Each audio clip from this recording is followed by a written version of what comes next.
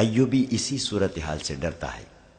شوبک جا کر یہ خاص طور پر بتانا کہ ایوبی کھلے میدان میں آمنے سامنے نہیں لڑنا چاہتا کیونکہ اس کے پاس فوج کم ہے۔ سلطان ایوبی کے کمرے سے ایسی آوازیں آئیں جیسے اجلاس ختم ہو گیا ہو اور نائبین باہر جا رہے ہیں۔ عالم اور لڑکیاں فوراً اس جگہ سرک گئیں جہاں انہیں بٹھایا گیا تھا۔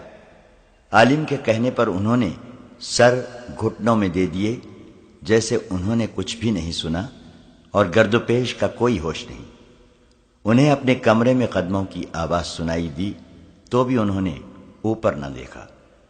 عالم نے اس وقت اوپر دیکھا جب کسی نے اس کے کندھے پر ہاتھ رکھا اور کہا، اٹھو میرے ساتھ آؤ۔ وہ علی بن سفیان تھا۔ علی نے لڑکیوں کو بھی اٹھایا اور انہیں سلطان ایوبی کے کمرے میں لے گیا۔ میں تمہارے علم اور تمہاری ذہانت کی داد دیتا ہوں، سلطان ایوبی نے عالم جاسوس سے کہا۔ ان کی زنجیریں کھول دو، تم تینوں بیٹھ جاؤ۔ علی بن سفیان باہر نکل گیا۔ سلطان ایوبی نے عالم سے کہا، لیکن تم علم کو کس شیطانی کام میں استعمال کر رہے ہو؟ اس کی بجائے تم یہاں آ کر اپنے مذہب کی تبلیغ کرتے تو میں تمہاری قدر دل کی گہرائیوں سے کرتا کہ تم اپنے مذہب اور اپنے نبی کی خدمت کر رہے ہو۔ کیا تمہارے مذہب میں یہ روا ہے کہ تم دوسرے مذہب کی عبادت گاہ میں اس کے مذہب میں جھوٹ شامل کرو؟ کیا تمہارے دل میں اپنی مقدس صلیب کا، حضرت عیسیٰ کا اور کماری مریم کا یہ احترام ہے کہ جھوٹ اور ابلیسیت جیسے کبیرہ گناہ کر کے تم ان کی عبادت کرتے ہو؟ یہ جھوٹ میرے فرائض میں شامل ہے، عالم نے کہا۔ میں نے جو کچھ کیا مقدس صلیب کے لیے کیا۔ تم کہتے ہو کہ تم نے انجیل اور قرآن کا گہرا مطالعہ کیا ہے۔ سلطان ایوبی نے کہا، کیا ان دونوں میں سے کسی ایک کتاب میں بھی انسان کو اس بات کی اجازت دی گئی ہے کہ اس قسم کی نوخیز لڑکیوں کو بدکاری کی راہ پر ڈالو اور غیر مردوں کے پاس بھیج کر اپنی مطلب براری کرو؟ کیا انجیل نے تمہیں کہا ہے کہ صلیب کی خاطر اپنی قوم کی بیٹیوں کی عصمت دوسروں کے حوالے کر دو؟ کیا تم نے کسی مسلمان لڑکی کو قرآن اور اسلام کے نام پر اپنی عصمت غیر مردوں کے حوالے کرتے کبھی دیکھا ہے؟ اسلام کو میں عیسائیت کا دشمن سمجھتا ہوں، عالم نے کہا۔ مجھے جو زہر ہاتھ آئے گا اسلام کی رگوں میں ڈالوں گا۔ تم اتنے میٹھے زہر سے چند ایک مسلمانوں کے کردار کو ہلاک کر سکتے ہو، سلطان ایوبی نے کہا۔ اسلام کا تم کچھ نہیں بگاڑ سکو گے۔ اس نے لڑکیوں سے کہا، تم کس خاندان کی بیٹیاں ہو؟ معلوم ہے تمہیں؟ اپنی اصلیت جانتی ہو تو مجھے بتاؤ۔ دونوں خاموش رہیں۔ سلطان ایوبی نے کہا، تم نے اپنی پاکیزگی ختم کرا لی ہے۔ اب بھی تم کسی باعزت گھر کی قابل احترام بیویاں بن سکتی ہو۔ میں قابل احترام بیوی بننا چاہتی ہوں، ایک لڑکی نے کہا۔ کیا آپ مجھے قبول کریں گے؟ اگر نہیں تو مجھے کوئی باعزت خاوند دے دیں، میں اسلام قبول کر کے گناہوں سے توبہ کر لوں گی۔ سلطان ایوبی مسکرایا اور ذرا سوچ کر کہا، میں نہیں چاہتا کہ اس عالم کا علم جلاد کی تلوار سے خون میں ڈوب جائے، اور میں نہیں چاہتا کہ تم دونوں کی جوانی اور حسن میرے قید خانے میں گلتا سڑتا رہے۔ سنو لڑکی، تم اگر واقعی گناہوں سے توبہ کرنا چاہتی ہو تو میں تمہیں تمہارے ملک میں بھیج دیتا ہوں، لیکن وہ ملک تمہارا نہیں، ہمارا ہے۔ میں ایک نہ ایک دن اپنا ملک تمہارے بادشاہوں سے لے لوں گا۔ تم جاؤ اور کسی کی بیوی بن جاؤ۔ میں تم تینوں کو رہا کرتا ہوں۔ تینوں یوں بت کے جیسے انہیں سوئیاں چبو دی گئی ہوں۔ اتنے میں علی بن سفیان لوہار کے ساتھ کمرے میں آیا اور تینوں کی زنجیریں کھول دی گئیں۔ سلطان نے کہا، علی، میں نے انہیں رہا کر دیا ہے۔ علی بن سفیان کا رد عمل بھی وہی تھا۔ وہ کتنی ہی دیر سلطان ایوبی کے منہ کی طرف دیکھتا رہا۔ سلطان نے کہا، انہیں 3 اونٹ دو اور 4 مسلح محافظ ساتھ بھیج دو جو گھوڑ سوار ہوں، نہایت ذہین اور دلیر محافظ جو انہیں شوبک کے قلعے میں چھوڑ کر واپس آ جائیں۔ راستے کے لیے سامان ساتھ دو اور آج ہی انہیں روانہ کر دو۔ اس نے عالم سے کہا، وہاں جا کر یہ غلط فہمی نہ پھیلا دینا کہ صلاح الدین ایوبی جاسوسوں کو بخش دیا کرتا ہے۔ میں انہیں دانے کی طرح چکی میں پیس پیس کر مارا کرتا ہوں۔ تمہیں صرف اس لیے رہا کر رہا ہوں کہ تم عالم ہو۔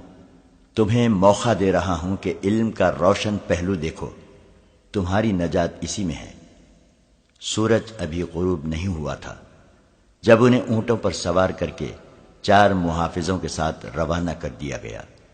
محافظ خاص طور پر منتخب کیے گئے تھے۔ اس انتخاب کی 2 وجوہات تھیں۔ ایک یہ کہ راستے میں ڈاکوؤں کا خطرہ تھا، دوسری وجہ یہ کہ انہیں صلیبی کمانڈروں کے سامنے جانا تھا۔ وہ خوبرو اور وجیح تھے۔ اونٹ اور گھوڑے بھی نہایت اچھی قسم کے بھیجے گئے تھے، مگر سب حیران تھے کہ سلطان ایوبی نے یہ فیاضی کیوں کی۔ دشمن کو بخش دینا اس کا شیوا نہیں تھا۔ علی بن سفیان نے اس سے پوچھا تو اس نے اتنا ہی کہا، علی، میں نے تمہیں کہا تھا کہ میں ایک جوا کھیلنا چاہتا ہوں۔ اگر میں بازی ہار گیا تو صرف اتنا ہی نقصان ہوگا جو میں پہلے ہی اٹھا چکا ہوں کہ دشمن کے 3 جاسوس میرے ہاتھ سے نکل گئے ہیں۔ اس سے زیادہ کوئی نقصان نہیں ہوگا۔ علی بن سفیان نے اس جوے کی وضاحت چاہی، لیکن سلطان ایوبی نے اسی بات پر بات ختم کر دی کہ وقت آنے پر بتاؤں گا۔ باقی سب تو حیران تھے، مگر رہا ہونے والے خوشی سے باولے ہوئے جا رہے تھے۔ خوشی صرف رہائی کی نہیں تھی، اصل خوشی اس راز کی تھی جو وہ اپنے ساتھ لے جا رہے تھے۔ وہ قاہرہ شہر سے دور نکل گئے تھے۔ ان کے اونٹ پہلو بہ پہلو جا رہے تھے۔ 2 محافظ آگے تھے اور 2 پیچھے۔ عالم نے ان سے پوچھا تھا کہ وہ ان کی زبان سمجھتے ہیں؟ چاروں اپنی زبان کے سوا اور کوئی زبان نہیں جانتے تھے۔ عالم اور لڑکیاں ان کی زبان بڑی روانی سے بولتی تھیں۔ یہ انہیں خاص طور پر سکھائی گئی تھی۔ عالم نے لڑکیوں سے اپنی زبان میں کہا، خدائے یسوع مسیح نے معجزہ دکھایا ہے۔ اس سے ظاہر ہوتا ہے کہ اسے ہمارے ساتھ پیار ہے اور اسے ہماری فتح منظور ہے۔ یہ سچے مذہب کی نشانی ہے۔ صلاح الدین ایوبی اور علی بن سفیان جیسے داناؤں کو خدا نے عقل کا ایسا اندھا کیا ہے کہ انتہائی خطرناک راز ہمارے کانوں میں ڈال کر ہمیں رہا کر دیا ہے۔ ہم اپنی فوج کو ان کا سارا منصوبہ سنائیں گے اور ہماری فوج ایوبی کو صحرا میں گھیر کر ختم کر دے گی۔ اسے کرت تک پہنچنے کی مہلت ہی نہیں ملے گی۔ مجھے امید ہے کہ ہمارے کمانڈر جنگ کو حملے تک محدود نہیں رکھیں گے۔ وہ مصر پر ضرور چڑھائی کریں گے۔ مصر فوجوں سے خالی ہوگا۔ یہ فتح بڑی آسان ہوگی۔ آپ عالم ہیں، تجربے کار ہیں، ایک لڑکی نے کہا، مگر آپ جسے معجزہ کہہ رہے ہیں وہ مجھے قطرہ دکھائی دے رہا ہے۔ قطرہ یہ 4 محافظ ہیں۔ کہیں آگے جا کر یہ ہمیں قتل کر کے واپس چلے جائیں گے؟ سلطان صلاح الدین ایوبی نے ہمارے ساتھ مذاق کیا ہے۔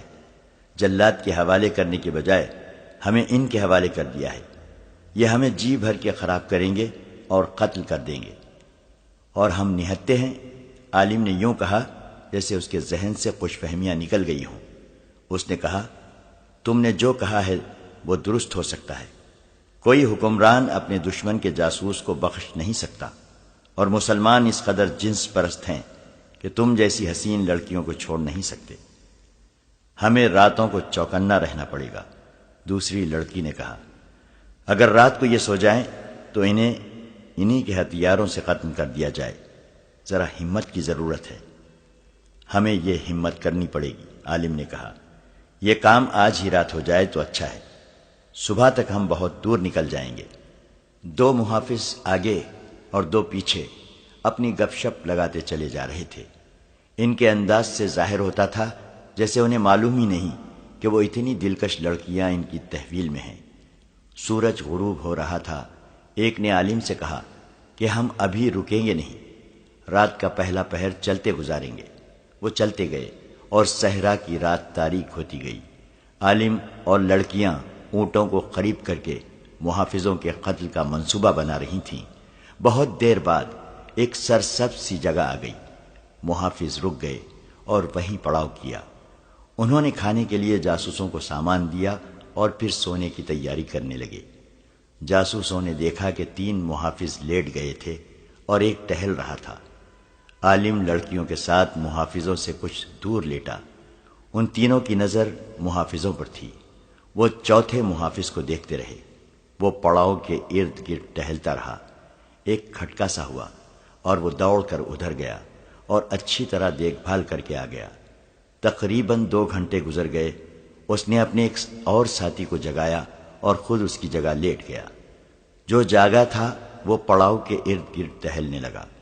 کبھی جانوروں کے پاس جا کر انہیں دیکھتا اور کبھی سوئے ہوئے انسانوں کو دیکھتا۔ عالم نے لڑکیوں سے کہا، ہم کامیاب نہیں ہو سکیں گے، یہ کمبخت پہرا دے رہے ہیں۔ جو ہوگا ہو کے رہے گا، سو جاؤ۔ اور وہ سو گئے۔ رات گزر گئی۔ صبح ابھی دھندلی تھی جب محافظوں نے انہیں جگایا اور روانہ ہونے کے لیے کہا۔ تھوڑی دیر بعد وہ پھر اسی ترتیب سے چلے جا رہے تھے جس میں ایک روز پہلے تھے۔ 3 اونٹ پہلو بپہلو، 2 محافظ آگے اور 2 اونٹوں کے پیچھے۔ وہ ایک بار پھر لڑکیوں سے لا تعلق ہو گئے۔ انہوں نے کوئی ایسی بات بھی نہیں کی تھی جس سے شک ہوتا کہ یہ لوگ اوباش یا بدماش ہیں۔ سورج ابھرتا آیا، پھر یہ قافلہ ٹیلوں کے علاقے میں داخل ہو گیا۔ مٹی اور ریت کی پہاڑیاں منحنی سی دیواروں کی طرح کھڑی تھیں۔ ان میں گلیاں تھیں اور ان پر پہاڑیوں کا سایہ تھا۔ لڑکیاں ڈرنے لگیں۔ ڈر ان کے چہروں سے ظاہر ہو رہا تھا۔ ان کی نگاہ میں یہ جگہ جرم اور قتل وغیرہ کے لیے موزوں تھی، مگر محافظ ان کی طرف دیکھ بھی نہیں رہے تھے۔ ان سے کہو کہ ہمارے ساتھ باتیں کریں، ایک لڑکی نے عالم سے کہا۔ ان کی خاموشی اور لا تعلقی مجھے ڈرا رہی ہے۔ انہیں کہو کہ ہمیں مارنا چاہتے ہیں تو فوراً مار دیں، میں موت کا انتظار نہیں کر سکتی۔ عالم خاموش رہا۔ وہ لڑکیوں کی کوئی مدد نہیں کر سکتا تھا۔ وہ تینوں ان محافظوں کے رحم و کرم پر تھے۔ سورج سر پر آ گیا تو وہ ان ٹیلوں کے اندر ایسی جگہ رک گئے جہاں ریت کی سلوں والے ٹیلے تھے اور اوپر جا کر آگے کو جھکے ہوئے۔ ان کے سائے میں انہوں نے قیام کیا۔ کھانے کے دوران عالم نے محافظوں سے پوچھا، تم لوگ ہمارے ساتھ باتیں کیوں نہیں کرتے؟ جو باتیں ہمارے فرض میں شامل نہیں وہ ہم نہیں کیا کرتے۔ محافظوں کے کمانڈر نے جواب دیا اور پوچھا، اگر تم لوگ کوئی خاص بات کرنا چاہتے ہو تو ہم سنیں گے اور جواب دیں گے۔ کیا تمہیں معلوم ہے کہ ہم کون ہیں؟ عالم نے پوچھا۔ تم تینوں جاسوس ہو، محافظ نے جواب دیا۔ یہ لڑکیاں بدکار ہیں، یہ ان آدمیوں کے استعمال کے لیے ہیں جنہیں تم لوگ ہمارے خلاف استعمال کرنا چاہتے ہو۔ امیر مصر صلاح الدین ایوبی، اللہ اس کے نیک ارادوں میں برکت دے، اس نے تمہیں معلوم نہیں کیوں بخش دیا ہے۔ ہمیں حکم ملا ہے کہ تمہیں قلعے شوبک میں چھوڑ آئیں۔ تم امانت ہو، تم نے یہ بات مجھ سے کیوں پوچھی ہے؟ تمہارے ساتھ باتیں کرنے کو جی چاہ رہا تھا، عالم نے جواب دیا۔ اتنا لمبا سفر اس لا تعلقی اور بیگانگی سے بڑا کٹھن ہو رہا ہے، ہمارے ساتھ باتیں کرتے چلو۔ ہم سفر ہیں، محافظ نے کہا، لیکن ہماری منزلیں جدا ہیں۔ 2 روز بعد ہم جدا ہو جائیں گے۔ عالم جاسوس نے جیسے محافظ کا جواب سنا ہی نہ ہو۔ اس کی آنکھیں کسی دور کی چیز کو دیکھ رہی تھیں۔ وہ صحرا سے اچھی طرح واقف تھا، صحرا کے قطروں سے واقف تھا۔ اس کی آنکھیں حیرت اور غالباً ڈر سے پھٹی جا رہی تھی۔ محافظ نے اس کی طرف دیکھا جس طرف عالم دیکھ رہا تھا۔ محافظ کی بھی آنکھیں کھل گئیں۔ کوئی 200 گز دور ایک بلند جگہ 2 اونٹ کھڑے تھے۔ ان پر 2 آدمی سوار تھے جن کے چہروں اور سروں پر پگڑیاں لپٹی ہوئی تھیں۔ اونٹوں کی ٹانگیں نظر نہیں آ رہی تھیں، وہ بلندی کے پیچھے تھیں۔ سوار خاموشی سے کھڑے محافظوں اور جاسوسوں کے قافلے کو دیکھ رہے تھے۔ ان کا انداز اور لباس بتا رہا تھا کہ وہ کون ہیں۔ جانتے ہو یہ کون ہیں؟ محافظوں کے کمانڈر نے عالم سے پوچھا۔ صحرائی ڈاکو، عالم نے جواب دیا۔ معلوم نہیں کتنے ہوں گے، دیکھا جائے گا، محافظ نے کہا۔ اس نے اٹھتے ہوئے اپنے ایک ساتھی سے کہا، میرے ساتھ آؤ۔ وہ دونوں گھوڑوں پر سوار ہو کر ڈاکوؤں کی طرف چلے گئے۔ ان کے پاس تلواروں کے علاوہ برچھیاں بھی تھیں۔ انہیں اپنی طرف آتا دیکھ کر شتر سوار بلندی کے پیچھے غائب ہو گئے۔ دو محافظ جو پیچھے رہ گئے تھے قریب کے ٹیلے پر چڑھ گئے۔ عالم نے لڑکیوں سے کہا، میرا خیال ہے تمہارا خدشہ صحیح ثابت ہو رہا ہے، یہ ڈاکو نہیں، یہ صلاح الدین ایوبی کے بھیجے ہوئے آدمی معلوم ہوتے ہیں، ورنہ یہ محافظ اتنی دلیری سے ان کی طرف نہ چلے جاتے۔ ایوبی تم دونوں کو بہت زیادہ ذلیل کرانا چاہتا ہے، میرے لیے تو موت لکھی ہوئی ہے، تمہیں بڑی خوفناک سزا دی جائے گی۔ اس کا مطلب یہ ہے کہ ہم آزاد نہیں، ایک لڑکی نے کہا۔ ہم ابھی تک قیدی ہیں، یہی معلوم ہوتا ہے، دوسری لڑکی نے کہا۔ دونوں محافظ واپس آ گئے، ان کے ساتھی اور جاسوس ان کے ارد گرد جمع ہو گئے۔ محافظوں کا کمانڈر جس کا نام حدید تھا انہیں بتانے لگا، وہ صحرائی قزاق ہیں، ہم ان سے مل آئے ہیں، ان کی تعداد معلوم نہیں ہو سکی، یہ دونوں جو ہمیں دیکھ رہے تھے کہتے ہیں کہ صبح سے ہمارا پیچھا کر رہے ہیں۔ انہوں نے مجھے کہا ہے کہ تم فوج کے آدمی اور مسلمان معلوم ہوتے ہو، لیکن یہ لڑکیاں مسلمان نہیں، یہ دونوں لڑکیاں ہمارے حوالے کر دو، ہم تمہیں پریشان نہیں کریں گے۔ میں نے انہیں کہا ہے کہ یہ لڑکیاں کسی بھی مذہب کی ہوں، ہمارے پاس امانت ہیں، ہم جیتے جی تمہارے حوالے نہیں کریں گے۔ وہ مجھے سمجھانے کی کوشش کرتے رہے کہ ہم اپنی جانیں ضائع نہ کریں۔ میں انہیں کہہ آیا ہوں کہ پہلے ہماری جانیں ضائع کرو، پھر لڑکیوں کو لے جانا۔ اس نے عالم اور لڑکیوں سے پوچھا، تم کوئی ہتھیار استعمال کر سکتے ہو؟ ان لڑکیوں کو ہر ایک ہتھیار چلانے کی تربیت دی گئی تھی۔ عالم نے کہا، تمہارے پاس برچھیاں ہیں، تلواریں بھی ہیں اور تیر کمان بھی ہیں، ان میں سے ایک ایک ہتھیار ہمیں دے دو۔ ابھی نہیں، حدید نے سوچ کر کہا، میں قبل از وقت تمہیں ہتھیار نہیں دے سکتا، اگر ڈاکوؤں سے ٹکر ہو گئی تو اس وقت دے دوں گا۔ ہمیں اس علاقے سے فوراً نکل جانا چاہیے، ان سے گھوڑوں اور اونٹوں پر لڑائی ہو گئی تو یہ علاقہ موزوں نہیں، گھوڑے گھما پھرا کر لڑنے کے لیے یہ جگہ خراب ہے۔ وہ فوراً وہاں سے چل پڑے۔ محافظوں نے کمانیں ہاتھوں میں لے لی اور ترکش کھول دیے۔ حدید آگے تھا، اسے اس کے ساتھی نے کہا، ان جاسوسوں کو ہتھیار دینا ٹھیک نہیں، آخر ہمارے دشمن ہیں، ہو سکتا ہے کہ ڈاکوؤں کے ساتھ مل کر ہمیں مار ڈالیں۔ عالم لڑکیوں سے کہہ رہا تھا، ان لوگوں کی نیت ٹھیک نہیں، انہوں نے ہمیں ہتھیار دینے سے انکار کر دیا ہے، ڈاکو ان کے اپنے آدمی ہیں، یہ تم دونوں کو ان کے حوالے کر دیں گے اور مجھے مروا دیں گے۔ دونوں کو ایک دوسرے پر بھروسہ نہیں تھا اور دونوں پر ڈاکوؤں کا ڈر سوار ہو گیا تھا۔ حدید نے اپنے محافظوں سے کہہ دیا تھا کہ کوئی نقاب پوش نظر آئے تو مجھے بتائے بغیر اس پر تیر چلا دو، ان کے ساتھ ٹکر ضرور ہوگی، دیکھنا یہ ہے کہ کب ہوگی اور کہاں ہوگی۔ وہ تیز رفتاری سے چلتے گئے۔ گھوڑوں اور اونٹوں کو آرام، چارہ اور پانی ملتا رہا تھا، اس لیے تھکن کا ان پر کوئی اثر نہیں تھا۔ ٹیلوں کا علاقہ بہت دور چلا گیا تھا، کئی جگہوں پر یہ قافلہ اونچے ٹیلوں کے درمیان آ جاتا تھا۔ حدید کو ڈر یہ تھا کہ ڈاکو اوپر سے تیر نہ برسا دیں۔ اس نے گھوڑوں کو ایڑ لگانے کو کہا اور جاسوسوں سے کہا کہ وہ بھی اونٹوں کو گھوڑوں کی رفتار پر کر لیں اور اوپر کو دیکھتے رہیں۔ وہ اس علاقے سے نکل گئے، کوئی ڈاکو نظر نہیں آیا۔ سورج نیچے جانے لگا تھا۔ ایک بار دور دو اونٹ اسی سمت پر جاتے نظر آئے جدھر یہ قافلہ جا رہا تھا۔ قافلہ چلتا رہا، راستے میں ایک جگہ پانی مل گیا، انہوں نے جانوروں کو پانی پلایا، خود بھی پیا اور چل پڑے۔ سورج نیچے جاتا رہا اور افق کے پیچھے چلا گیا۔ شام تاریک ہوئی تو حدید نے قافلے کو روک لیا، کہنے لگا، یہ جگہ لڑائی کے لیے اچھی ہے کیونکہ ارد گرد کوئی رکاوٹ نہیں۔ اس نے گھوڑوں کی زینیں کھولی نہیں تاکہ ضرورت کے وقت گھوڑے تیار ملے۔ اونٹوں کو بٹھا دیا گیا۔ کھانا کھا کر حدید نے لڑکیوں کو اپنے درمیان لٹایا اور انہیں کہا کہ وہ ہوشیار رہیں۔ محافظوں سے کہا کہ وہ کمانیں تیار رکھیں، سوئیں نہیں، لیٹے رہیں۔ اسے یقین تھا کہ رات کو حملہ ضرور ہوگا۔ رات آدھی گزر گئی، صحرا پرسکون اور خاموش رہا۔ پھر اچانک ان کے گرد سیاہ بھوتوں جیسے بڑے بڑے سائے دوڑنے لگے۔ اونٹوں کے قدموں کی دھمک دھمک سنائی دے رہی تھی اور زمین ہل رہی تھی۔ اونٹوں کی تعداد 10 سے زیادہ معلوم ہوتی تھی۔ ان پر ایک ایک سوار تھا۔ وہ محافظوں وغیرہ کو دہشت زدہ کرنے کے لیے ان کے ارد گرد اونٹوں کو دوڑا رہے تھے۔ 3-4 چکر پورے کر کے ایک نے للکارا، لڑکیاں ہمارے حوالے کر دو، تم سے کچھ اور لیے بغیر ہم چلے جائیں گے۔ اس کے جواب میں حدید نے لیٹے لیٹے پہلا تیر چلایا۔ جسے تیر لگا اس کی بڑی زور کی آواز سنائی دی۔ دوسرے محافظوں نے بھی لیٹے لیٹے ایک ایک تیر چلایا۔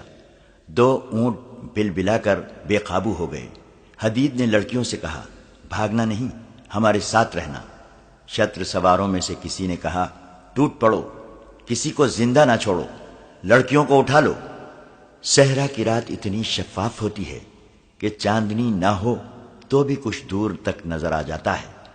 شتر سوار اونٹوں سے کود آئے، پھر تلواریں اور برچھیاں ٹکرانے کا اور دونوں فریقوں کی للکار کا شور رات کا جگر چاک کرنے لگا۔ کسی کو ایک دوسرے کا ہوش نہ رہا۔ حدید اور محافظ نے لڑکیوں کو اس طرح اپنے درمیان کر لیا تھا کہ محافظوں کی پیٹیں لڑکیوں کی طرف تھیں۔ لڑکیوں نے کئی بار کہا کہ ہمیں بھی کچھ دو۔ حدید نے کہا، میری تلوار نکال لو۔ وہ خود برچھی سے لڑ رہا تھا۔ ایک لڑکی نے اس کی نیام سے تلوار نکال لی اور دونوں محافظوں کے درمیان سے نکل گئی۔ حدید نے اس سے کہا، ہم سے جدا نہ ہونا لڑکی۔ ڈاکوؤں کو زیادہ ہلہ لڑکیوں پر تھا۔ عالم کی کوئی آواز نہ سنائی دی۔ یہ معرکہ بہت دیر لڑا جاتا رہا۔ آدمی بکھرتے چلے گئے۔ محافظ ایک دوسرے کو پکارتے رہے، پھر ان کی پکار ختم ہو گئی۔ معرکے کا شور بھی کم ہوتا گیا۔ حدید نے اپنے ساتھیوں کو پکارا لیکن اسے کوئی جواب نہیں مل رہا تھا۔ اسے ایک لڑکی کی آواز سنائی دی، وہ اسے پکار رہی تھی۔ اس کے ساتھ ہی ایک گھوڑے کی سرپٹ دوڑنے کی آواز سنائی دی۔ حدید سمجھ گیا کہ کوئی ڈاکو ایک لڑکی کو اونٹ کی بجائے کسی محافظ کے گھوڑے پر ڈال کر لے گیا ہے۔ وہ دوڑ کر ایک گھوڑے تک پہنچا۔ زین کسی ہوئی تھی۔ وہ گھوڑے پر سوار ہوا اور بھاگنے والے گھوڑے کے ٹاپوں کی آوازوں پر تعاقب میں گیا۔ دوسری لڑکی کے متعلق اسے معلوم نہ تھا کہ کہاں ہے۔ اس نے گھوڑے کو ایڑ لگائی۔ صحرا میں کوئی رکاوٹ، کوئی ندی نالا نہیں تھا۔ گھوڑا ہوا سے باتیں کرنے لگا۔ اگلا گھوڑا بھی اچھی نسل کا تھا۔ فرق یہ کہ اس گھوڑے پر 2 سوار تھے۔ کوئی 1 میل بعد حدید کو اگلے گھوڑے کا سایہ نظر آنے لگا۔ اس نے تعاقب جاری رکھا۔ فاصلہ کم ہو رہا تھا۔ حدید نے محسوس کیا کہ اس کے پیچھے بھی ایک گھوڑا آ رہا ہے جس کا سوار محافظ بھی ہو سکتا تھا، ڈاکو بھی۔ اس نے گھوم کر دیکھا، پچھلا گھوڑا قریب آ گیا تھا۔ حدید نے پکارا، کون ہو؟ اسے جواب نہ ملا۔ اس نے تعاقب جاری رکھا اور گھوڑے کو اور زیادہ تیز کرنے کی کوشش کرنے لگا۔ اگلا گھوڑا سیدھا جا رہا تھا۔ اس کی باگ شاید لڑکی کے ہاتھ میں آ گئی تھی، کیونکہ حدید دیکھ رہا تھا کہ وہ گھوڑا دائیں بائیں ہو رہا ہے اور اس کی رفتار بھی گھٹتی جا رہی ہے۔ وہ اس تک پہنچ گیا۔ اس کے پاس برچھی تھی۔ اس نے اگلے سوار کے پہلو پر جا کر برچھی کا وار کیا، لیکن وہ گھوڑا ایک طرف ہو گیا۔ سوار تو بچ گیا، برچھی گھوڑے کو لگی۔ حدید نے گھوڑا روکا اور گھمایا۔ دوسرا سوار بھی گھوڑے کو گھمانے کی کوشش کر رہا تھا، لیکن لڑکی جو اس کے آگے بیٹھی تھی باگیں ادھر ادھر کر کے گھوڑے کا رخ صحیح نہیں ہونے دیتی تھی۔ حدید نے لڑکی کو پکارا تو لڑکی اور زیادہ دلیر ہو گئی۔ سوار لڑکی کو ساتھ لیے گھوڑے سے کود گیا اور اس نے اپنے گھوڑے کو ڈھال بنا لیا۔ حدید اپنے گھوڑے کو گھما گھما کر لاتا، مگر جدھر سے بھی وار کرنے آتا ڈاکو لڑکی کو ساتھ لیے اپنے گھوڑے کی اوٹ میں ہو جاتا۔ آخر حدید گھوڑے سے اتر آیا۔ اتنے میں دوسرا سوار بھی آ گیا۔ وہ محافظ نہیں ڈاکو تھا۔ وہ بھی گھوڑے سے اتر آیا۔ حدید نے اسے للکارا، لڑکی کو نہیں لے جا سکو گے۔ ایک ڈاکو نے لڑکی کو دبوچے رکھا اور دوسرا حدید سے لڑنے لگا۔ لڑکی کے پاس اب تلوار نہیں تھی۔ دوسرے ڈاکو نے لڑکی کو چھوڑ دیا اور وہ حدید پر ٹوٹ پڑا۔ حدید نے لڑکی کو پکار کر کہا، تم گھوڑے پر بیٹھو اور شوبک کی طرف نکل جاؤ، میں ان دونوں کو تمہارے پیچھے نہیں آنے دوں گا۔ مگر لڑکی وہیں کھڑی رہی۔ حدید نے دونوں کا خوب مقابلہ کیا۔ ڈاکوؤں نے اس سے بار بار کہا، ایک لڑکی کے لیے اپنی جان مت گماؤ۔ حدید نے ہر بار یہی جواب دیا، پہلے میری جان لو پھر لڑکی کو لے جانا۔ اور اس نے کئی بار لڑکی سے کہا، تم یہاں کیوں کھڑی ہو؟ بھاگو یہاں سے۔ آخر لڑکی نے کہا تمہیں چھوڑ کر نہیں جاؤں گی۔ حدید زخمی ہونے لگا۔ اس نے ایک بار پھر لڑکی سے کہا دیکھو میں زخمی ہو گیا ہوں، میرے مرنے سے پہلے نکل جاؤ۔ ایک ڈاکو لڑکی کی طرف گھوما۔ حدید کو موقع مل گیا، اس نے برچی اس کے پہلو میں اتار دی، لیکن اس وقت دوسرے ڈاکو کی تلوار اس کے کندھے پر لگی۔ لڑکی نے ایک ڈاکو کو گرتے دیکھ لیا، اس نے دوڑ کر اس کی تلوار لے لی اور پیچھے سے آ کر دوسرے ڈاکو کی پیٹھ میں برچھی کی طرح اتار دی۔ وہ سنبھلنے لگا تو آگے سے حدید کی برچھی اس کے سینے میں اتر گئی۔ وہ ڈاکو بھی ختم ہو گیا، مگر اس کے ساتھ ہی حدید بھی کھڑا رہنے کے قابل نہ رہا۔ لڑکی نے اسے سہارا دیا تو اس نے کہا تم ٹھیک ہو نا؟ مجھے چھوڑو، گھوڑے پر بیٹھو اور فوراً شوبک کو روانہ ہو جاؤ، اللہ تمہیں خیریت سے پہنچا دے گا۔ شوبک دور نہیں، اپنے ساتھیوں کی طرف نہ جانا، وہاں شاید کوئی زندہ نہیں ہوگا۔ زخم کہاں کہاں ہیں؟ لڑکی نے اس سے پوچھا۔ مجھے مرنے دو لڑکی، حدید نے کہا، تم نکل جاؤ، خدا کے لیے میرا فرض تم خود ہی پورا کر دو، کہیں ایسا نہ ہو کہ کوئی اور قزاق ادھر آ نکلے۔ لڑکی کی غلط فہمی اور شکوک رفع ہو چکے تھے۔ وہ سمجھ گئی تھی کہ اس شخص نے اس کی خاطر جان خطرے میں ڈالی ہے۔ اس نے اسے اکیلا چھوڑنے سے صاف انکار کر دیا۔ دوڑ کر گئی، گھوڑے کی زین کے ساتھ بندھی ہوئی پانی کی چھاگل کھول لائی اور حدید کے منہ کے ساتھ لگا دی۔ اسے پانی پلا کر چھاگل گھوڑے کے ساتھ باندھ دی اور اس سے پوچھنے لگی کہ اس کے زخم کہاں ہیں۔ حدید نے اسے زخم بتائے تو اس نے اپنے کپڑے پھاڑے اور کچھ ٹکڑے حدید کے لباس سے پھاڑے، انہیں پانی میں بھگو کر اس کو حدید کے زخموں پر باندھ دیا۔ اسے اس کام کی ٹریننگ دی گئی تھی۔ اس نے حدید کو سہارا دے کر اٹھایا اور گھوڑے تک لے گئی۔ بڑی مشکل سے اسے گھوڑے پر بٹھایا، خود دوسرے گھوڑے پر بیٹھنے لگی تو حدید نے کہا میں اکیلا گھوڑے پر نہیں بیٹھ سکوں گا، وہاں 3 گھوڑے تھے۔ لڑکی نے یہ دانشمندی کی کہ گھوڑے ضائع کرنے مناسب نہ سمجھے۔ دونوں گھوڑوں کی باگیں ایک گھوڑے کی زین کے پیچھے باندھ دی اور خود حدید کے پیچھے سوار ہو گئی۔ اس نے حدید کی پیٹھ اپنے سینے سے لگا لی اور اس کا سر اپنے کاندھے پر ڈال لیا۔ شوبک کی سمت بتا سکتے ہو؟ لڑکی نے پوچھا۔ حدید نے آسمان کی طرف دیکھا، ستارے دیکھے اور ایک طرف اشارہ کر کے کہا اس رخ کو چلو۔ پھر اس نے کہا میں شاید زندہ نہیں رہ سکوں گا، خون نکل رہا ہے، جہاں کہیں میری جان نکل جائے مجھے وہیں دفن کر دینا، اور اگر تمہیں میری نیت پر کوئی شبہ تھا تو وہ دل سے نکال کر مجھے بخش دینا، میں نے امانت میں خیانت نہیں کی۔ خدا تمہیں زندہ اور سلامت اپنے ٹھکانے پر پہنچا دے۔ گھوڑا چلا جا رہا تھا اور رات گزرتی جا رہی تھی۔ صبح طلوع ہوئی تو حدید نیم بے ہوشی کی حالت میں تھا اور اپنے آپ کو ہوش میں رکھنے کی سر توڑ کوشش کر رہا تھا۔ اس کا خون رک گیا تھا، لیکن زیادہ تر خون بہہ جانے سے اس کا جسم بے جان ہو گیا تھا۔ لڑکی نے اسے چھوٹے سے نخلستان میں اتارا، اسے پانی پلایا، گھوڑوں کے ساتھ کچھ کھانے کی چیزیں بندھی ہوئی تھیں، وہ حدید کو کھلائی۔ اس سے اس کا دماغ صاف ہونے لگا۔ اسے پہلے خیال یہ آیا کہ پہلے وہ اس لڑکی کا محافظ تھا، اب وہ اس کا قیدی ہے۔ لڑکی نے اسے لٹا دیا۔ وہ رات بھر گھوڑے پہ سوار رہے تھے۔ کچھ دیر کے آرام کے بعد حدید کا جسم ٹھکانے آ گیا۔ اس نے لڑکی سے کہا شوبک دور نہیں ہے، شاید 1 دن کی مسافت ہے، تم ایک اور گھوڑا لو اور اسے بھگاتی لے جاؤ، جلدی پہنچ جاؤ گی، میں واپس چلا جاؤں گا۔ تم زندہ واپس نہیں پہنچ سکو گے، لڑکی نے کہا۔ اگر یہیں سے واپس جانا ہے تو مجھے ساتھ لے چلو، تم نے مجھے اکیلا نہیں چھوڑا، میں بھی تمہیں اکیلا نہیں چھوڑوں گی۔ میں مرد ہوں، حدید نے کہا، میرا دل نہیں مان رہا ہے کہ ایک لڑکی میری حفاظت کرے، اس سے بہتر ہے کہ میں مر جاؤں۔ میں ان معمولی سی لڑکیوں میں سے نہیں ہوں جو گھروں میں پڑی رہتی ہیں، لڑکی نے کہا، اور جو مرد کی حفاظت کے بغیر ایک قدم نہیں چل سکتی۔ مجھے ایک فوجی مرد سمجھو، فرق صرف یہ ہے کہ میرا ہتھیار میری خوبصورتی، میری جوانی اور میری چرب زبانی ہے۔ میں تمہاری طرح سختیاں برداشت کر سکتی ہوں، میں شوبک تک پیدل پہنچ سکتی ہوں، میں تمہارے جذبے کی قدر کرتا ہوں، حدید نے کہا۔ ڈاکو ہم دونوں کو کتنا قریب لے آئے ہیں، مگر ہم ایک دوسرے کے دشمن ہیں۔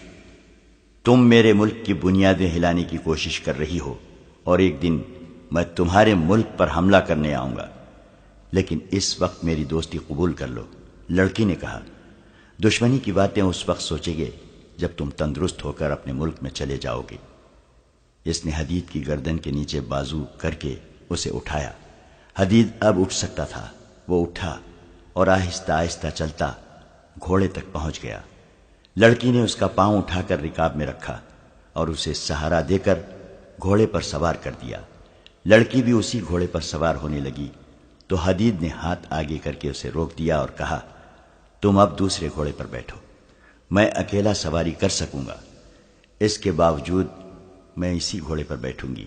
لڑکی نے کہا، تمہیں اپنے ساتھ لگائے رکھوں گی۔ حدید کی ضد کے باوجود لڑکی اس کے پیچھے سوار ہو گئی، اور جب ایک بازو اس کے سینے پر رکھ کر اسے اپنے ساتھ لگانے لگی تو حدید نے مزاحمت کرتے ہوئے کہا، مجھے ذرا اپنے سہارے بیٹھنے دو۔ لڑکی نے اسے زبردستی اپنے ساتھ لگا کر اس کا سر اپنے کندھے پر ڈال لیا۔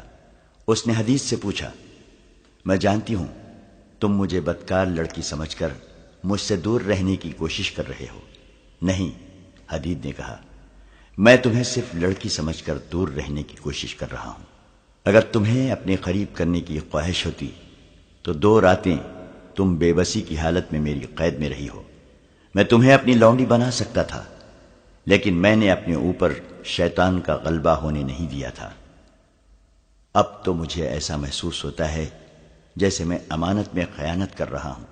میرے اندر گناہ کا احساس پیدا ہو رہا ہے۔ تم پتھر تو نہیں ہو؟ لڑکی نے اس سے پوچھا۔ مجھے تو جس مرد نے دیکھا ہے بھوکی نظروں سے دیکھا ہے۔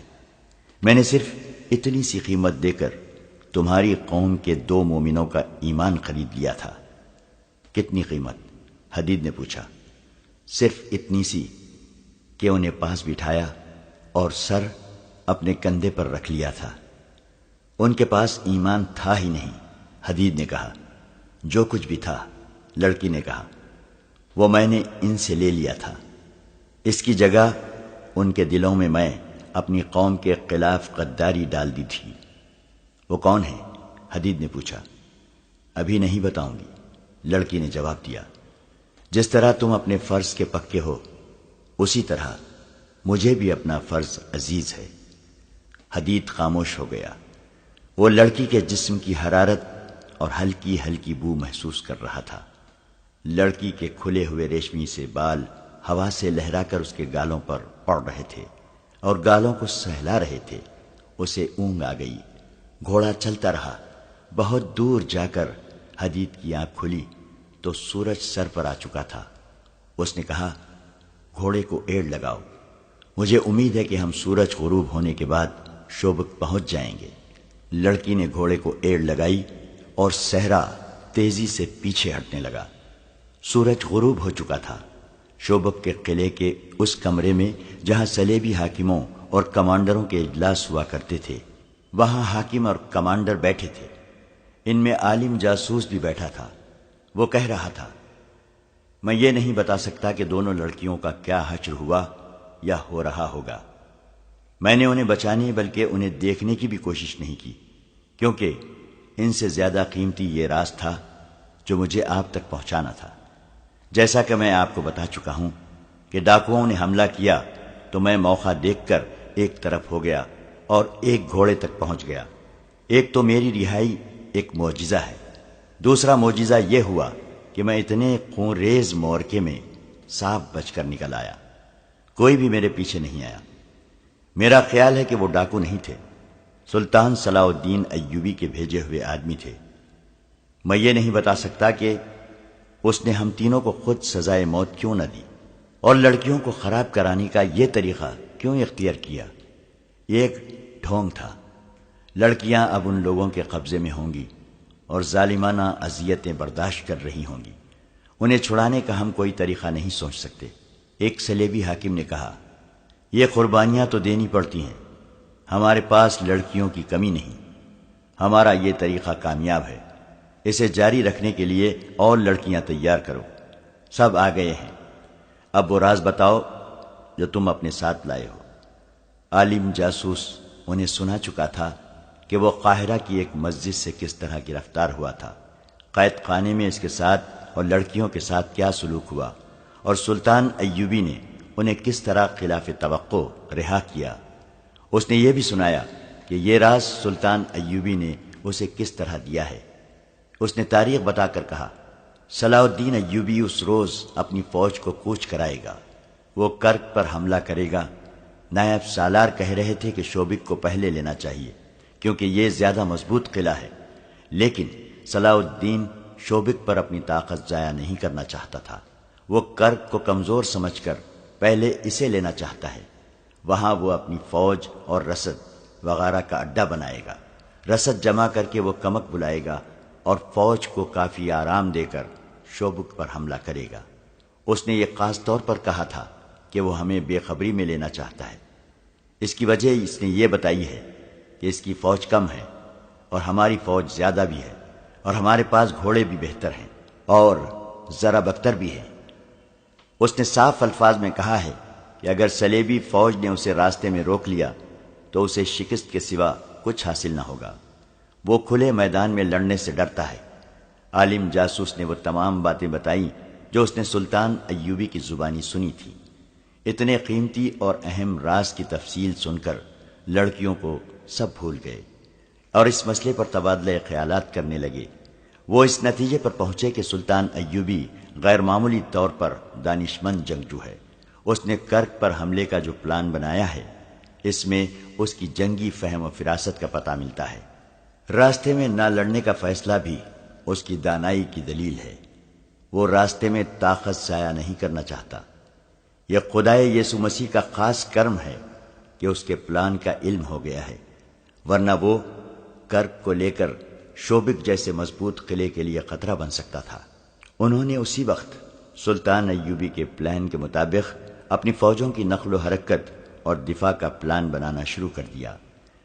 پلان میں یہ اقدامات طے پائے: صلیبی افواج کی متحدہ مرکزی کمان شوبک میں ہی رہے گی، رسد گاہ بھی وہیں رکھی جائے گی، جنگ کو شوبک سے ہی کنٹرول کیا جائے گا، کرک کی قلعہ بندی کو اور زیادہ مضبوط کیا جائے گا، کچھ اور فوج کرک منتقل کر دی جائے گی، ایوبی کو کرک سے دور اس کی اپنی سرحد کے اندر کسی دشوار گزار علاقے میں روکا جائے گا۔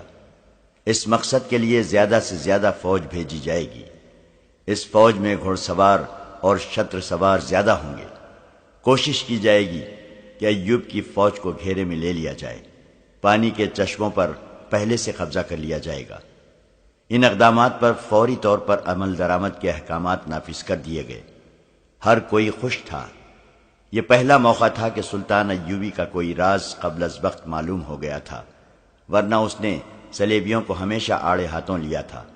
اس پر حیرت کا بھی اظہار کیا گیا کہ سلطان ایوبی جیسے آدمی سے یہ لغزش سرزد ہوئی کہ ان جاسوسوں کو دوسرے کمرے میں بٹھا کر جنہیں وہ رہا کرنے کا فیصلہ کر چکا تھا، ایسی نازک باتیں بلند آواز سے کی جو اسے شکست فاش سے دوچار کر سکتی تھی۔ انہوں نے ایک اہتمام یہ بھی کیا کہ فرانس کی فوج جو وہاں سے بہت دور تھی، یہ پیغام بھیج دیا کہ فلاں دن سے پہلے ایسے مقام پر پہنچ جائے جہاں نور الدین زنگی کی بھیجی ہوئی کمک کو روکا جا سکے۔ اتنے میں ایک صلیبی افسر اندر آیا اور انٹیلیجنس کے سربراہ کے کان میں کچھ کہا۔ اس سربراہ نے سب کو بتایا کہ ان دو میں سے ایک لڑکی جو ڈاکوؤں کے گھیرے میں آ گئی تھی ابھی ابھی آئی ہے۔ اطلاع ملی ہے کہ اس کے ساتھ ایک زخمی مسلمان محافظ ہے۔ عالم جاسوس سب سے پہلے کمرے سے نکل گیا۔ اس کے پیچھے دوسرے لوگ بھی باہر چلے گئے۔ حدید کو لڑکی نے برآمدے میں لٹا دیا تھا اور خود اس کے پاس بیٹھی تھی۔ گھوڑے کی اتنی لمبی سواری اور تیز رفتاری نے حدید کے زخم کھول دیے تھے۔ اس کا خون جو صبح بند ہو گیا تھا پھر بہنے لگا تھا اور اس پر غشی طاری ہوئی جا رہی تھی۔ صلیبی کمانڈروں نے حدید کی طرف کوئی توجہ نہ دی کیونکہ انہیں بتایا گیا تھا کہ ڈاکوؤں کا حملہ ایک ڈھونگ تھا۔ انہوں نے لڑکی کو ہاتھوں ہاتھ لیا اور اسے اندر چلنے کو کہا۔ وہ بڑی قیمتی لڑکی تھی، لیکن اس نے اس وقت تک اندر جانے کا ارادہ ملتوی کر دیا جب تک حدید کی مرہم پٹی نہیں ہو جاتی۔ انٹیلیجنس کا سربراہ ہرمن نام کا جرمن تھا۔ اس نے لڑکی کو پرے لے جا کر کہا، کس سانپ کے بچے کو تم مرہم پٹی کرانا چاہتی ہو؟ یہ تو تمہاری قسمت اچھی تھی کہ بچ کر آ گئی ہو، ورنہ یہ درندے تمہیں ان وحشیوں کے حوالے کرنا چاہتے تھے جو ڈاکو بن کر آئے تھے۔ یہ جھوٹ ہے، لڑکی نے جھنجھلا کر کہا۔ پہلے ہمیں بھی یہی شک تھا، لیکن اس شخص نے میرے سارے شکوک رفع کر دیے ہیں۔ اس نے 2 ڈاکوؤں کو ہلاک کر کے مجھے بچایا ہے۔ اس نے ہرمن کو سارا واقعہ سنا دیا اور یہ بھی بتایا کہ یہ شخص اسے بار بار کہتا تھا کہ مجھے یہیں مرنے دو اور تم چلی جاؤ۔ صلیبیوں کے دلوں میں مسلمانوں کے خلاف نفرت اتنی گہری اتری ہوئی تھی کہ اتنے زیادہ افسروں میں سے کسی ایک نے بھی نہیں کہا کہ اس زخمی کی مرہم پٹی کرو۔ عالم جاسوس تک اس کی طرف توجہ نہ کی۔ لڑکی ان کے ساتھ اندر نہیں جا رہی تھی۔ آخر کسی نے کہا کہ زخمی کو کمرے میں لے چلو اور فوراً مرہم پٹی کرو۔ اسے اٹھوا کر لے گئے اور لڑکی اپنے افسروں کے ساتھ چلی گئی۔ اسے کہا گیا کہ وہ بیان کرے کہ کس طرح زندہ بچی ہے۔ اس نے پوری تفصیل سنا دی۔ اس دوران اس کے لیے وہیں کھانا اور شراب آ گئی۔ اس نے کہا، اگر زخمی کو کھانا کھلایا جا چکا ہے تو میں کھاؤں گی، میں ذرا اسے دیکھ آؤں۔ وہ جانے کے لیے اٹھی۔ ذرا ٹھہرو لوزینہ، ہرمن نے اسے بڑے رعب سے کہا، تم دوسری بار سلیب کی فوج کے احکامات کی خلاف ورزی کر رہی ہو۔ پہلے تمہیں اندر چلنے کو کہا گیا تو تم نے یہ کہہ کر انکار کر دیا کہ پہلے زخمی کو اٹھاؤ۔ اب تم بلا اجازت اور بدتمیزی سے باہر جا رہی ہو۔ یہ سب صلیبی فوج کے اعلی حکام ہیں اور یہاں 2 صلیبی حکمران بھی بیٹھے ہیں۔ جانتی ہو اس حکم عدولی اور بدتمیزی کی کیا سزا ہے؟ 10 سال سزائے قید۔ اور جب تم یہ حکم عدولی دشمن کے ایک معمولی سے عہدیدار کی خاطر کر رہی ہو تو تمہیں سزائے موت بھی دی جا سکتی ہے۔ کیا صلیبی حکمران اور کمانڈر اس انسان کو اس کا صلہ نہیں دیں گے کہ اس نے ایک ان کی تجربے کار جاسوسہ کی جان اپنی جان خطرے میں ڈال کر بچائی ہے؟ لڑکی نے کہا، میں جانتی ہوں کہ وہ میرے دشمن کی فوج کا عہدیدار ہے، لیکن میں اسے دشمن اس وقت کہوں گی جب وہ اپنی فوج میں واپس چلا جائے گا۔ دشمن ہر حال میں ہر جگہ دشمن ہے۔ ایک صلیبی کمانڈر نے چلا کر کہا، فلسطین میں ہم نے کتنے مسلمانوں کو زندہ رہنے دیا ہے، ان کی نسل ہم کیوں ختم کر رہے ہیں؟ اس لیے کہ وہ ہمارے دشمن ہیں، بلکہ اس لیے کہ وہ ہمارے مذہب کے دشمن ہیں۔ دنیا پر صرف صلیب کی حکمرانی ہوگی۔ ایک زخمی مسلمان ہمارے لیے کوئی حیثیت نہیں رکھتا۔ بیٹھ جاؤ۔ لڑکی بیٹھ گئی۔ اس کی آنکھوں میں آنسو آ گئے۔ اگلی صبح سے شوبک میں ایک نئی سرگرمی شروع ہو گئی۔ یہ فوجی نوعیت کی سرگرمی تھی۔ شوبک شہر کے لوگ اس سرگرمی سے بے نیاز اپنے کام کاج میں مصروف ہوتے جا رہے تھے۔ قلعے سے فوجیں نکل رہی تھیں، سامان بھی ادھر ادھر کیا جا رہا تھا۔ باہر سے آنے والی فوج کی عارضی خیمہ گاہ کے لیے جگہ خالی کی جا رہی تھی۔ رسد اکٹھی کرنے کے لیے اونٹوں کی قطاریں آ رہی تھیں۔ فوجی ہیڈ کوارٹر میں بھی بھاگ دوڑ تھی۔ یہ ساری تیاری صلاح الدین ایوبی کا حملہ روکنے کے لیے کی جا رہی تھی، اور ان احکامات پر عمل درآمد شروع ہو گیا تھا جو گزشتہ رات کے پلان کے مطابق دیے گئے تھے۔ ہر ایک افسر اس افراتفری میں مصروف تھا۔ چند ایک بڑے افسر کرک روانہ ہو گئے تھے۔ صرف ایک لڑکی تھی جو اس سرگرمی اور بھاگ دوڑ سے لا تعلق تھی۔ یہ وہی لڑکی تھی جو زخمی حدید کو لائی تھی۔ اس کے افسر ہرمن نے اسے لوزینہ کے نام سے پکارا تھا۔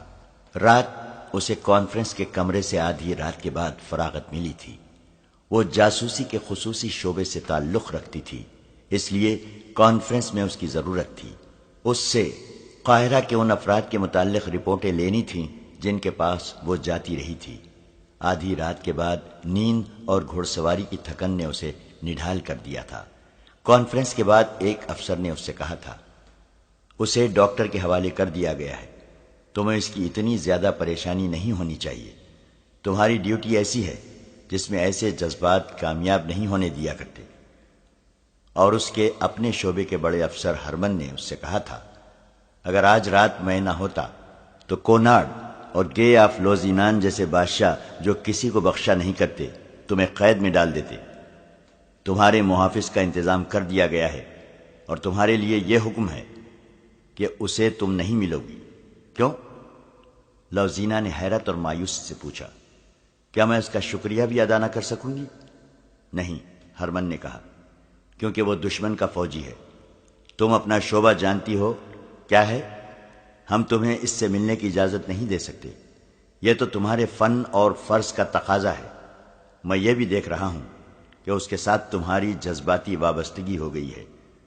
تمہیں دشمن کے ساتھ ایسی وابستگی کی اجازت نہیں دی جا سکتی۔ آپ مجھے صرف اتنا سا یقین دلا دیں کہ اس کی مرہم پٹی ہو گئی ہے، لوزینہ نے کہا، اور اسے صحیح و سلامت واپس بھیج دیا جائے گا۔ لوزینہ، ہرمن نے جھنجلا کر کہا، میں تمہیں یقین دلاتا ہوں کہ تمہاری یہ خواہش پوری کر دی جائے گی۔ اور سنو، تم بڑے مشکل اور خطرناک مشن سے واپس آئی ہو، اور تمہارا سفر زیادہ خطرناک تھا۔ تمہیں آرام کے لیے 10 دن چھٹی دی جاتی ہے، مکمل آرام کرو۔ یہ باتیں رات کو ہوئی تھیں۔ وہ اپنے کمرے میں چلی گئی تھی۔ جاسوس لڑکیوں کی رہائش ہائی کمان کے ہیڈ کوارٹر سے بہت دور تھی۔ اس جیسی اعلیٰ درجے کی جاسوس لڑکیاں نہایت اچھے کمروں میں رہتی تھیں، جہاں انہیں شہزادیوں جیسی سہولتیں اور عیاشی میسر تھی۔ ان کی ڈیوٹی ایسی تھی کہ انہیں مسلمان ملکوں میں بھیجا جاتا تھا، جہاں پکڑے جانے کی صورت میں انہیں ہر قسم کی اذیت اور ذلت میں ڈالا جا سکتا تھا۔ موت یا سزائے موت تو یقینی تھی۔ ایسی ڈیوٹی کا تقاضا تھا کہ ان لڑکیوں کو دنیا کی ہر آسائش مہیا کی جائے۔ لوزینہ کمرے میں جاتے ہی سو گئی تھی۔ دوسرے دن اس کا جسم ٹوٹ رہا تھا۔ وہ اٹھنا نہیں چاہتی تھی، لیکن وہ اٹھی اور ناشتہ کر کے باہر نکلی۔ اس کے ساتھ والے کمروں کی لڑکیاں آ گئیں۔ وہ اس سے قاہرہ کی باتیں سننا چاہتی تھیں۔ اس نے بہت ہی مختصر سی بات سنا کر انہیں ٹال دیا اور ہسپتال کی طرف چل پڑی۔ وہ تھوڑی ہی دور گئی تھی کہ اس کی ایک ساتھی لڑکی جو اس کی ہمراہ سہیلی بھی تھی پیچھے سے جا ملی اور پوچھا، لوزی، کہاں جا رہی ہو اور تم پریشان ہو؟ یہ تھکن کا اثر ہے یا کوئی خاص واقعہ ہو گیا ہے؟ تمہیں چھٹی نہیں ملی؟ چھٹی مل گئی ہے، اس نے جواب دیا۔ ایک خاص واقعہ ہو گیا ہے جس نے مجھے پریشان کر دیا ہے۔ وہ سہیلی کو ساتھ لیے ایک درخت کے نیچے جا بیٹھی اور اسے تمام واقعہ سنا دیا۔ اسے اپنے افسروں نے جو دھمکیاں دی تھیں وہ بھی سنائیں، اور اس نے کہا، میں حدیث سے ملنا چاہتی ہوں۔ مجھے ڈر ہے کہ اس کی مرہم پٹی نہیں ہوئی ہے اور اسے شہر سے نکال دیا گیا ہے، یا اسے مرنے کے لیے کسی کوٹری میں بند کر دیا گیا ہے۔ تم نے بتایا ہے کہ تمہیں اس سے ملنے سے منع کر دیا گیا ہے؟ سہیلی نے اسے مشورہ دیا، یہ خطرہ مول نہ لو۔ تم اگر پکڑی گئی تو تم جانتی ہو کہ سزا کیا ہے۔ اس شخص کے لیے میں سزائے موت بھی قبول کر لوں گی، لوزینہ نے کہا۔ میں تمہیں سنا چکی ہوں کہ اس نے میری خاطر اپنی جان خطرے میں ڈالی ہے۔ میری جان کو تو کوئی خطرہ بھی نہ تھا۔ ڈاکو مجھے لے بھی جاتے تو چند دن مجھے خراب کر کے کسی امیر آدمی کے ہاتھ فروخت کر دیتے۔ حدید میرے اس انجام سے آگاہ تھا۔ اس نے میری عزت کی خاطر اپنی جان کی بازی لگا دی تھی۔ ڈاکوؤں نے کہا بھی تھا کہ لڑکیاں ہمیں دے دو اور چلے جاؤ۔ وہ یہ بھی جانتا تھا کہ میں پاک باز لڑکی نہیں، مگر اس نے مجھے امانت سمجھا۔ تم اس کے لیے جذباتی ہو گئی ہو؟ ہاں، لوزینہ نے جواب دیا۔ میں جذبات کا اظہار ہرمن کے آگے نہیں کر سکتی تھی، اپنا دل تمہارے آگے رکھ سکتی ہوں۔ تم میری سہیلی ہو اور عورت کا دل رکھتی ہو۔ ہماری زندگی کیا ہے؟ ہمیں خوبصورت خنجر اور میٹھا زہر ہیں۔ ہمارا جسم مرد کی تفریح اور فریب کے لیے استعمال ہوتا ہے۔ میں نے یہ باتیں پہلے کبھی نہیں سوچی تھی۔ اپنے وجود کو جذبات سے خالی سمجھا تھا، مگر اس آدمی کے جسم کو میں نے اپنے جسم کے ساتھ لگایا تو میرے وجود میں وہ سارے جذبات بیدار ہو گئے جو میں سمجھتی تھی مجھ میں نہیں ہیں۔ میں ایک ہی بار ماں، بہن، بیٹی اور کسی کو چاہنے والی لڑکی بن گئی۔ یہ شاید اس کا اثر تھا کہ اپنے آپ کو میں بادشاہوں کے دلوں پر حکمرانی کرنے والی شہزادی سمجھتی تھی۔ مجھ میں اتنی تخریب کاری ڈالی گئی ہے کہ جابر حکمرانوں کو بھی انگلیوں پر نچا سکتی ہوں، مگر ڈاکوؤں نے مجھے بکنے والی چیز بنا دیا۔ مجھے اس سطح پر لے آئے جہاں مجھ جیسی لڑکیاں ہر رات نئے گاہک کے ہاتھ فروخت ہوتی ہیں، یا کسی مسلمان امیر یا حاکم کے ہاتھ فروخت ہو کر اس کے حرم کی لونڈیاں بن جاتی ہیں۔ اس آدمی نے، جس کا نام حدید ہے، مجھے اس سطح سے اوپر اٹھا لیا۔ اس سے پہلے میں اس کی قیدی تھی۔ اس نے مجھے اس قابل بھی نہیں سمجھا کہ مجھے تفریح کا ذریعہ بناتا۔ وہ ایسا کر سکتا تھا۔ اس نے مجھے نظر انداز کیا، پھر اس نے جب میری عزت کو بچانے کے لیے اپنا جسم کٹوا لیا تو میں نے بے قابو ہو کر اسے اپنے سینے سے لگا لیا اور اس سطح کی لڑکی بن گئی جس سے مجھے گرا دیا گیا ہے۔ مجھے صلاح الدین ایوبی کی بات یاد آئی۔ اس نے مجھے کہا تھا کہ تم کسی باعزت آدمی کے ساتھ شادی کیوں نہیں کر لیتی؟ میں نے دل میں کہا تھا کہ یہ مسلمان احمق ہے۔ میں اب محسوس کر رہی ہوں کہ ہمارے دشمن نے کتنی عظیم بات کہی تھی۔ میں تمہیں صاف بتا دیتی ہوں کہ میں اب جاسوسی نہیں کر سکوں گی۔ میرے دماغ میں بچپن سے جو سبق ڈالے گئے تھے وہ صحرا کی خوفناک رات نے، ڈاکوؤں کے قطرے نے اور حدید کے جسم کی حرارت اور اس کے خون کی بو نے زائل کر دیے ہیں۔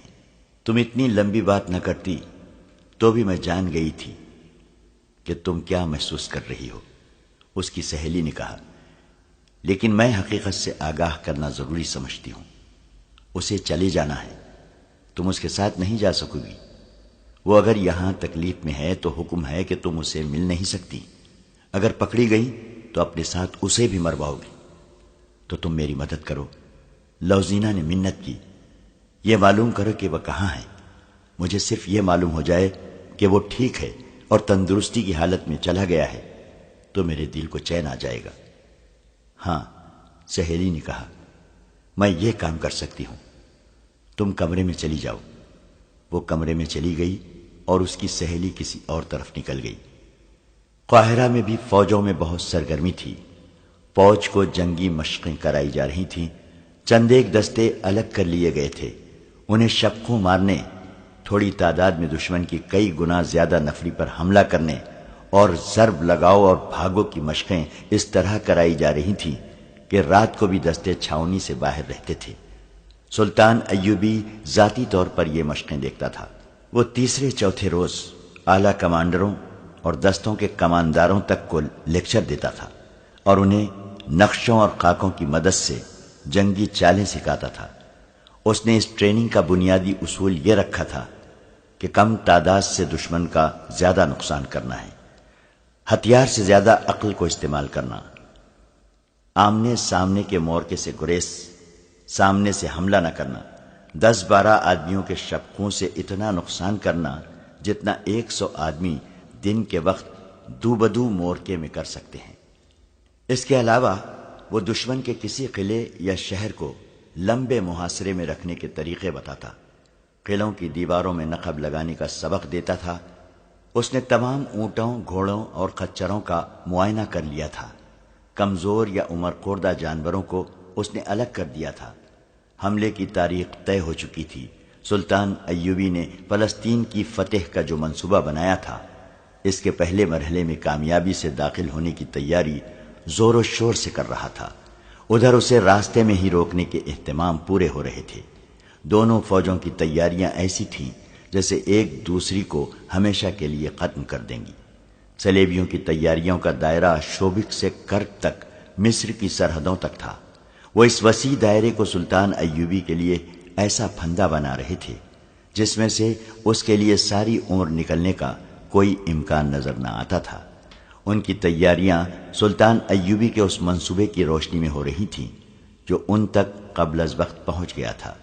ان وسیع تیاریوں کے اندر شوبک میں ایک سرگرمی اور بھی تھی جس کا تعلق جنگ سے نہیں جذبات سے تھا، اور یہ ایک خفیہ سرگرمی تھی۔ لوزینہ اپنے کمرے میں پڑی حدید کے لیے بے قرار ہو رہی تھی اور اس کی سہیلی 2 روز سے حدید کو ڈھونڈ رہی تھی۔ وہ افسروں کے ہسپتال میں بھی نہیں تھا اور وہ سپاہیوں کے ہسپتال میں بھی نہیں تھا۔ وہ جاسوس لڑکی تھی، بڑے بڑے افسر بھی اس کی عزت کرتے تھے۔ لوزینہ کو اور ہر جاسوس لڑکی کو وہاں یہی اہمیت حاصل تھی۔ اس کے باوجود یہ سہیلی جس سے بھی پوچھتی کہ لوزینہ کے ساتھ جو زخمی مسلمان آیا تھا وہ کہاں ہے، تو اسے یہی ایک جواب ملتا، میں نے تو اسے نہیں دیکھا۔ تیسرے دن ایک افسر نے اسے رازداری سے بتایا کہ اس کی مرہم پٹی کر دی گئی تھی اور اسے مسلمانوں کے کیمپ میں بھیج دیا گیا تھا۔ سہیلی نے جب یہ خبر لوزینہ کو سنائی تو اس پر سکتہ طاری ہو گیا۔ مسلمانوں کا کیمپ ایک خوفناک جگہ تھی۔ اس میں پہلی جنگوں کے مسلمان قیدی بھی تھے، اور وہ مسلمان بھی جنہیں کسی جرم کے بغیر صلیبیوں نے اپنے مقبوضہ علاقوں سے پکڑا تھا۔ یہ مسلمان زیادہ تر ان قافلوں میں سے پکڑے جاتے تھے جنہیں صلیبی لوٹتے تھے۔ یہ کیمپ قید خانہ نہیں تھا، نہ یہ جنگی قیدی کیمپ کہلاتا تھا۔ یہ ایک بیگار کیمپ تھا جس پر کوئی ایسا کڑا پہرا نہ تھا جیسا قید خانوں میں ہوتا ہے۔ ان بدنصیب قیدیوں کا کوئی باقاعدہ ریکارڈ بھی نہ تھا۔ یہ لوگ مویشی بنا دیے گئے تھے، جہاں ضرورت ہوتی ان میں سے بہت سے آدمی ہانک کر لے جائے جاتے اور ان سے کام لیا جاتا تھا۔ انہیں خوراک صرف اتنی سی دی جاتی ہے کہ جس سے وہ زندہ رہ سکتے تھے۔ وہ خیموں میں رہتے تھے۔ ان میں جو بیمار پڑ جاتا اس کا علاج اسی صورت میں کیا جاتا تھا کہ بیماری معمولی ہو۔ اگر بیماری فوراً زور پکڑ لے تو اسے زہر دے کر مار دیا جاتا تھا۔ یہ بدنصیب مسلمانوں کا ایک گروہ تھا جو صرف اس جرم کی سزا بھگت رہے تھے کہ وہ مسلمان ہیں۔ سلطان ایوبی کو ان کے جاسوسوں نے اس بیگار کیمپ کے متعلق خبریں دے رکھی تھیں۔ حدید کو بھی کیمپ میں بھیج دیا گیا تھا۔ لوزینہ کے لیے حکم تھا کہ اسے نہ ملے۔ ہربن کو شک ہو گیا تھا کہ یہ ایک جذباتی وابستگی ہے، لیکن لوزینہ نے اس حکم کو قبول نہیں کیا تھا۔ اس نے جب سنا کہ حدید مسلمانوں کے کیمپ میں ہے تو اس نے سہیلی سے کہا کہ وہ اسے آزاد کرائے گی۔ سہیلی نے اس کی جذباتی حالت دیکھ کر مدد کا وعدہ کیا اور دونوں نے پلان بنا لیا۔ وہ اسی وقت شہر میں گئی اور ایک پرائیویٹ ڈاکٹر سے ملی۔ اس سے کہا کہ وہ ایک زخمی کو لا رہی ہے جس کا علاج اسے اس شرط پر کرنا پڑے گا کہ وہ اس کے متعلق کسی کو کچھ نہ بتائے۔ ڈاکٹر نے اس رازداری کی وجہ پوچھی تو لوزینہ نے کہا وہ ایک قریب سا مسلمان ہے جس نے میرے خاندان کی بہت خدمت کی ہے۔ وہ کہیں لڑائی جھگڑے میں زخمی ہو گیا ہے، اس کے پلے کچھ بھی نہیں، اس لیے کوئی ڈاکٹر اس کا علاج نہیں کرتا۔ چونکہ یہاں تمام ڈاکٹر عیسائی ہیں اس لیے وہ کسی مسلمان کا علاج بلا اجرت نہیں کرتے۔ رازداری کی دوسری وجہ یہ ہے کہ اگر شہر کے منتظم تک یہ خبر پہنچ گئی کہ ان مسلمانوں میں لڑائی جھگڑا ہوا ہے تو وہ اسی کو بہانہ بنا کر انہیں مسلمانوں کے کیمپ میں بھیج دے گا۔ انہیں تو بہانہ چاہیے۔ میں اس آدمی کو اس کی خدمت اور ایثار کا صلہ دینا چاہتی ہوں جو اس نے میرے خاندان کے لیے کیا ہے۔ میں اسے رات کے وقت لاؤں گی۔ بتائیے آپ کتنی اجرت لیں گے؟ میں رازداری کی بھی اجرت دوں گی۔ اس دوران ڈاکٹر اسے سر سے پاؤں تک دیکھتا رہا۔ لوزینہ نے اسے یہ نہیں بتایا تھا کہ وہ کون ہے، یہی بتایا تھا کہ وہ ایک معزز گھرانے کی لڑکی ہے۔ لڑکی کا غیر معمولی حسن دیکھ کر ڈاکٹر جو اجرت لینا چاہتا تھا اسے وہ زبان پر نہیں لا رہا تھا۔ لوزینہ اس میدان اور اس فن کی ماہر تھی۔ وہ مردوں کی نظریں پہچانتی تھی۔ اس نے اپنے فن کو استعمال کیا تو ڈاکٹر موم ہو گیا۔ لوزینہ نے سونے کے 4 سکے اس کے آگے رکھ دیے، اور جب ڈاکٹر نے اس کا ہاتھ اپنے ہاتھ میں لے کر کہا کہ تم سے زیادہ قیمتی کوئی سکہ نہیں، تو لوزینہ نے مخصوص مسکراہٹ سے کہا آپ جو قیمت مانگیں گے دے دوں گی، میرا کام کر دیں۔ ڈاکٹر یہ تو سمجھ گیا کہ معاملہ خطرناک اور پراسرار معلوم ہوتا ہے، لیکن لوزینہ کو دیکھ کر اس نے خطرہ قبول کر لیا اور کہا لے آؤ، آج رات کل رات جب چاہو لے آؤ، اگر میں سویا ہوا ہوں تو مجھے جگا لینا۔ اس نے ایک ہاتھ میں سونے کے سکے اور دوسرے ہاتھ میں لوزینہ کا ہاتھ پکڑ لیا۔ اس مہم کا سب سے زیادہ نازک اور پرخطر مسئلہ تو یہ تھا کہ حدید کو کیمپ سے نکالا کس طرح جائے۔ رات کو وہاں پہرا برائے نام ہوتا تھا۔ ان بدنصیب قیدیوں میں بھاگنے کی سکتی نہیں تھی۔ صبح سورج نکلنے سے پہلے انہیں مشقت پر لگایا جاتا اور سورج غروب ہونے کے بعد کیمپ میں لایا جاتا۔ ان کی تعداد 1500 کے لگ بھگ تھی۔ لوزینہ کی سہیلی نے کیمپ کے متعلق کچھ معلومات حاصل کر لی، جن میں ایک یہ بھی تھی کہ زخمی اور بیمار قیدیوں کو معمولی سی ایک ڈسپنسری میں ہر روز بھیجا جاتا ہے۔ ان کے ساتھ صرف ایک پہرے دار ہوتا ہے۔ دوسرے دن لوزینہ اپنی سہیلی کے ساتھ وہاں پہنچ گئی جہاں مریض قیدیوں کو لے جایا جاتا تھا۔ اسے زیادہ انتظار نہ کرنا پڑا۔ 25-30 مریضوں کی ایک پارٹی نہایت آہستہ آہستہ چلتی آ رہی تھی، اور پہرے دار ہاتھ میں لاٹھی لیے انہیں مویشیوں کی طرح ہانکتا لا رہا تھا جو تیز نہیں چل سکتے تھے۔ انہیں وہ لاٹھی سے دھکیل دھکیل کر لا رہا تھا۔ دونوں لڑکیاں آگے چلی گئیں۔ ان کا انداز ایسا تھا جیسے تماشا دیکھ رہی ہوں۔ جب مریضوں کا ٹولہ ان کے قریب سے گزر رہا تھا تو وہ ہر ایک کو دیکھنے لگی۔ اچانک لوزینہ کو دھچکا لگا۔ حدید اسے قہر بھری نظروں سے دیکھ رہا تھا۔ اس سے اچھی طرح چلا نہیں جاتا تھا۔ اس کے چہرے سے وہ رونق اور رمق بجھ گئی تھی جو لوزینہ نے زخمی ہونے سے پہلے دیکھی تھی۔ حدید کے کندھے جھک گئے تھے۔ اس کے کپڑے خون سے لال تھے۔ خون خشک ہو چکا تھا۔ لوزینہ کی آنکھوں میں آنسو آ گئے، مگر حدید کی آنکھوں میں نفرت تھی۔ اس نے منہ پھیر لیا۔ یہ مریض ٹولہ آگے نکل گیا تو لوزینہ اور اس کی سہیلی پہرے دار کے ساتھ ایسی باتیں کرنے لگی جن میں ان مسلمان مریضوں کے خلاف نفرت تھی۔ انہوں نے زبان کے جادو سے پہرے دار کو اپنا گرویدہ کر لیا اور کہا کہ وہ ازراہ مذاق ان قیدیوں کے ساتھ باتیں کرنا چاہتی ہیں۔ ڈسپنسری میں دوسرے مریض بھی تھے۔ خاصا ہجوم تھا۔ قیدیوں کو ایک طرف بٹھا دیا گیا۔ لوزینہ ان کے قریب چلی گئی اور اس کی سہیلی نے پہرے دار کو باتوں میں الجھا لیا۔ حدید دیوار کے سہارے بیٹھ گیا تھا۔ اس کی حالت اچھی نہیں تھی۔ لوزینہ نے آنکھ کے اشارے سے اسے پرے بلایا۔ وہ جب اس کے قریب گیا تو لوزینہ نے آہستہ سے اسے کہا، مجھے حکم ملا ہے کہ تم سے کبھی نہ ملوں۔ بیٹھ جاؤ۔ ہم یہ ظاہر نہیں ہونے دیں گے کہ ہم باتیں کر رہے ہیں۔ میں لعنت بھیجتا ہوں تم پر اور تمہارے حکم دینے والوں پر۔ حدید نے نحیف سی اور غضبناک آواز میں کہا، میں نے تمہیں کسی سلے کے لالچ میں ڈاکوؤں سے نہیں بچایا تھا، وہ میرا فرض تھا۔ کیا تم فرض ادا کرنے والوں کے ساتھ یہ سلوک کرتے ہو؟ چپ رہو حدید، لوزینہ نے رندھائی ہوئی آواز میں کہا، یہ باتیں بعد میں ہوں گی۔ مجھے بتاؤ کہ رات تم کس جگہ ہوتے ہو؟ آج رات تمہیں وہاں سے نکلنا ہے۔ حدید اس سے بات بھی نہیں کرنا چاہتا تھا۔ لوزینہ نے اسے آنسوؤں سے اور بڑی مشکل سے یقین دلایا کہ وہ اسے دھوکہ نہیں دے رہی ہے۔ حدید نے بتایا کہ وہ رات کو جہاں سوتا ہے وہاں سے نکلنا مشکل نہیں، لیکن نکل کر وہ جائے گا کہاں؟ انہوں نے جلدی جلدی میں فرار کا منصوبہ بنایا۔ مسلمانوں کا کیمپ ایسی نیند سویا ہوا تھا جیسے یہ لاشوں کی بستی ہو۔ پہرے دار بھی سو گئے تھے۔ یہاں سے کبھی کوئی بھاگا نہیں تھا۔ بھاگ کر کوئی جاتا بھی کہاں؟ اس کے علاوہ پہرے داروں کو یہ بھی معلوم تھا کہ کوئی ایک آدھ بھاگ بھی گیا تو کون جواب طلبی کرے گا۔ رات کا پہلا پہر ختم ہو رہا تھا۔ پھٹے پرانی ایک خیمے سے ایک آدمی پیٹ کے بل رینگتا ہوا خیموں کی اوٹ میں وہاں تک چلا گیا جہاں اسے کوئی پہرے دار نہیں دکھائی دے سکتا تھا۔ آگے اسے اندھیرے میں بھی کھجور کا درخت نظر آنے لگا جہاں تک اسے پہنچنا تھا۔ ایک سایہ سر سے پاؤں تک موٹے کپڑے میں لپٹا ہوا کھڑا ہوا تھا۔ رینگنے والا اٹھ کھڑا ہوا اور کھجور کے تنے تک پہنچ گیا۔ وہ حدید تھا۔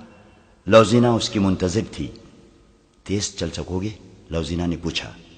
کوشش کروں گا، حدید نے جواب دیا۔ وہ کیمپ سے دور نکل گئے۔ آگے وسیع علاقہ غیر آباد تھا۔ مشکل یہ تھی کہ حدید تیز نہیں چل سکتا تھا۔